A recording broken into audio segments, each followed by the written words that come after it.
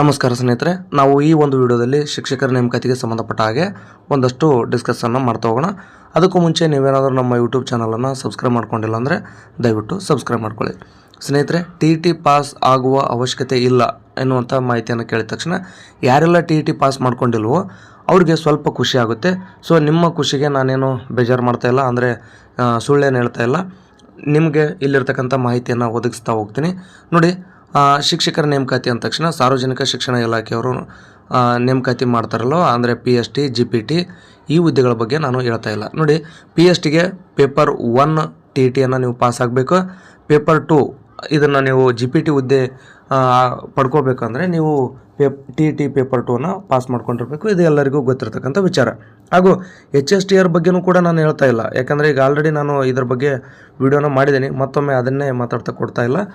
HSTR ನೇಮಕಾತಿಗೆ notification ಆಯಿತು ಅಂದರೆ ಈ ಕ್ಷಣನೇ ನೋಟಿಫಿಕೇಷನ್ ಆಯಿತು ಅಂದರೆ ಅದಕ್ಕೆ TT ಅವಶ್ಯಕತೆ ಇಲ್ಲ. ಆದರೆ ನೆನ್ಪಿಟ್ಕೊಳ್ಳಿ, ಇದು ನಾನು HSTRದು ಹೇಳ್ತಾ ಇಲ್ಲ, ಬೇರೆ ಹೇಳ್ತಾ ಇದ್ದೀನಿ. ಬಟ್ ಈಗ ಇದನ್ನು ಹೇಳ್ಕೊಂಡೆ ಮುಂದೆ ಹೋಗ್ತೀನಿ. HSTR ನೇಮಕಾತಿ ಆಯಿತು ಅಂದರೆ ಸದ್ಯಕ್ಕೆ TT ಇಲ್ಲ, ಆದರೆ ಮುಂದಿನ ದಿನಮಾನಗಳಲ್ಲಿ HSTRಗೂ ಕೂಡ TT ಕಡ್ಡಾಯ ಆಗ್ತಕ್ಕಂಥದ್ದು ಆಗಬಹುದು ಅನ್ನುವಂಥದ್ದು ನನ್ನ ಅಭಿಪ್ರಾಯ. ಹಾಗಾದರೆ PSTಗೆ ಆಯಿತು, GPTಗೆ ಆಯಿತು, ಮುಂದೆ HSTRಗೂ ಕೂಡ ಏನಾದರೂ ಆಗ್ಬೋದು ಅಂತಂದರೆ ಹಾಗಾದರೆ TT ಪಾಸ್ ಆಗುವಂಥ ಅವಶ್ಯಕತೆ ಇಲ್ಲ ಅಂತ ಹೇಳಿದ್ರಿ. ಯಾವ ಹುದ್ದೆಗಳಿಗೆ ಇಲ್ಲ ಅನ್ನೋದನ್ನು ನೋಡೋದಾದರೆ ನೋಡಿ, ಕ್ರೈಸ್ ಅಧೀನದಲ್ಲಿ ಬರುವಂತಹ ವಸತಿ ಶಾಲೆ ಶಿಕ್ಷಕರ ನೇಮಕಾತಿಯನ್ನು ಅಂದರೆ 1700 ಪ್ಲಸ್ ಹುದ್ದೆಗಳಿಗೆ ನೇಮಕಾತಿ ನಡೆಯುತ್ತೆ. ಅಂದರೆ ಶೀಘ್ರದಲ್ಲೇ ನೇಮಕಾತಿ ಆಗಬಹುದು. ಜೊತೆಗೆ ಸಮಾಜ ಕಲ್ಯಾಣ ಇಲಾಖೆಯವರೇ ಇಲ್ಲಿ ಅಧಿಕೃತವಾಗಿ ಮಾಹಿತಿಯನ್ನು ನೀಡಿರೋದ್ರಿಂದ ಕರ್ನಾಟಕ ಎಕ್ಸಾಮಿನೇಷನ್ ಅಥಾರಿಟಿ ಅವರಿಗೆ ಈಗಾಗಲೇ ನೇಮಕಾತಿಯನ್ನು ಮಾಡ್ಕೊಳ್ಳೋದಕ್ಕೆ ಕಡತಗಳು ಸಲ್ಲಿಕೆ ಆಗಿರೋದ್ರಿಂದ ಅಲ್ಲಿ ಕ್ರೈಸ್ ವಸತಿ ಶಾಲೆಗಳೇನಿದ್ದಾವೆ, ನಾ ಈ ಹಿಂದಿನ ನೇಮಕಾತಿ ಬಗ್ಗೆ ಹೇಳ್ತೀನಿ. ನೋಡಿ, 2017-18ರಲ್ಲಿ ಇಲ್ಲಿ ಶಿಕ್ಷಕರ ನೇಮಕಾತಿ ಆಗಿತ್ತು. ಆ ಒಂದು ಶಿಕ್ಷಕರ ನೇಮಕಾತಿಯನ್ನು KPSC ಅವರು ಮಾಡ್ಕೊಂಡಿದ್ರು. ಅಂದರೆ ಕರ್ನಾಟಕ ಇದು ಏನಪ್ಪ ಅಂದರೆ ಈ ಕ್ರೈಸ್ ಅಧೀನದಲ್ಲಿ ಬರ್ತಕ್ಕಂಥ ಶಾಲೆಗಳಲ್ಲಿ ಶಿಕ್ಷಕರ ನೇಮಕಾತಿಯನ್ನು ಫಸ್ಟು KPSC ಅವರು ಮಾಡ್ಕೊಂಡಿದ್ರು. ಈ ಬಾರಿ KPSCಯ ಬದಲಾಗಿ KAದವರಿಗೆ ವರ್ಗಾವಣೆ ಮಾಡಿರ್ತಕ್ಕಂಥದ್ದು. ಅಂದರೆ ಕರ್ನಾಟಕ ಎಕ್ಸಾಮಿನೇಷನ್ ಅಥಾರಿಟಿ ಅವರಿಗೆ ಈ ಒಂದು ಕ್ರೈಸ್ ಶಾಲೆಗಳ ಶಿಕ್ಷಕರ ನೇಮಕಾತಿಯನ್ನು ಮಾಡ್ಕೊಳ್ಳೋದಕ್ಕೆ ಅವಕಾಶವನ್ನು ಕೊಟ್ಟಿದ್ದಾರೆ. ಈ ಹಿಂದೆ KPSC ಶಿಕ್ಷಕರ ನೇಮಕಾತಿಯನ್ನು ಮಾಡಿಕೊಂಡಾಗ ಆಗ TT ಏನೂ ಅವಶ್ಯಕತೆ ಇರಲಿಲ್ಲ. ಅಂದರೆ ನೀವು ಜಸ್ಟ್ BA B.Ed ಮುಗಿಸ್ಕೊಂಡಿದ್ರೆ ಅಲ್ಲಿ ಶಿಕ್ಷಕರ ನೇಮಕಾತಿಗೆ ನೀವು ಅರ್ಜಿಯನ್ನು ಸಲ್ಲಿಸಬಹುದಾಗಿತ್ತು.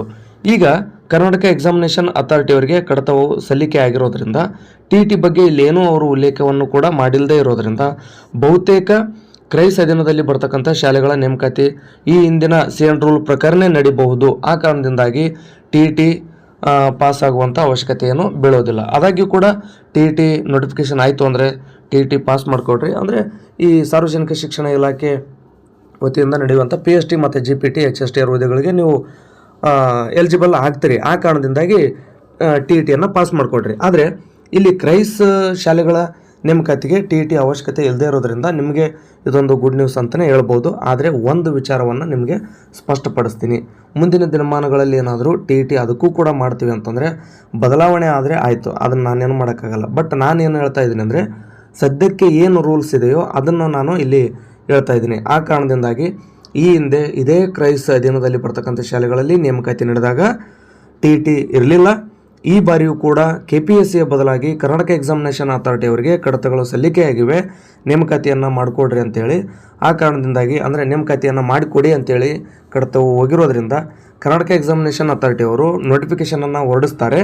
ಅಂದರೆ ಕ್ರೈಸ್ ಅಧೀನದ ಶಾಲೆಗಳಲ್ಲಿನ ಶಿಕ್ಷಕರ ನೇಮಕಾತಿಗೆ ನೋಟಿಫಿಕೇಷನನ್ನು ಹೊರಡಿಸಿದಾಗ ಅಧಿಕೃತವಾದಂಥ ಮಾಹಿತಿ ಅಲ್ಲಿ ನಮಗೆ ಲಭ್ಯ ಆಗುತ್ತೆ. ನನಗನಿಸಿದ ಮಟ್ಟಿಗೆ ಇಲ್ಲಿ ಯಾವ ಬದಲಾವಣೆಗಳು ಆಗದೇ ಹೋಗಿರೋದ್ರಿಂದ ಬಹುತೇಕ TT ಇಲ್ಲದೆ ನೋಟಿಫಿಕೇಷನ್ ಆಗ್ಬೋದು ಅಂತಕ್ಕಂಥದ್ದು ನನ್ನ ಅಭಿಪ್ರಾಯ. ಕೇವಲ ಇದು ನನ್ನ ಅಭಿಪ್ರಾಯ. ಈ ಹಿಂದೆ ಈಗ ನಡೆದಿತ್ತು, ಈ ಬಾರಿನೂ ಹೀಗೆ ನಡಿಬಹುದು ಅಂತಕ್ಕಂಥದ್ದು ನನ್ನ ಊಹೆ ಆಗಿರುತ್ತೆ.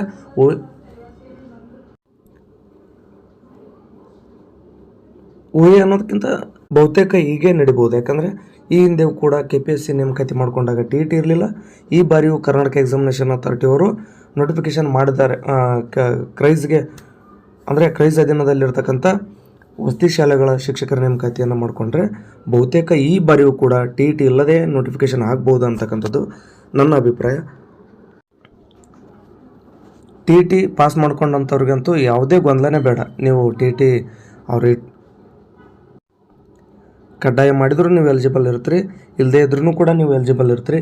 ಯಾರೆಲ್ಲ ಟಿ ಟಿ ಮಾಡ್ಕೊಂಡಿಲ್ವೋ ಅಂಥವ್ರಿಗೆ ಇಲ್ಲಿ ಒಂದು ಅವಕಾಶ ಸಿಗ್ಬೋದು ಅಂತಕ್ಕಂಥದ್ದು ನನ್ನ ಅಭಿಪ್ರಾಯ. ನಿಮಗೆ ಈ ಒಂದು ಮಾಹಿತಿ ಇಷ್ಟ ಆಗಿದೆ ಅಂತ ನಾನು ಭಾವಿಸ್ತಾ ಈ ಒಂದು ವಿಡಿಯೋನ ಇಲ್ಲಿಗೆ ಮುಗಿಸ್ತಾ ಇದ್ದೀನಿ. ಧನ್ಯವಾದ.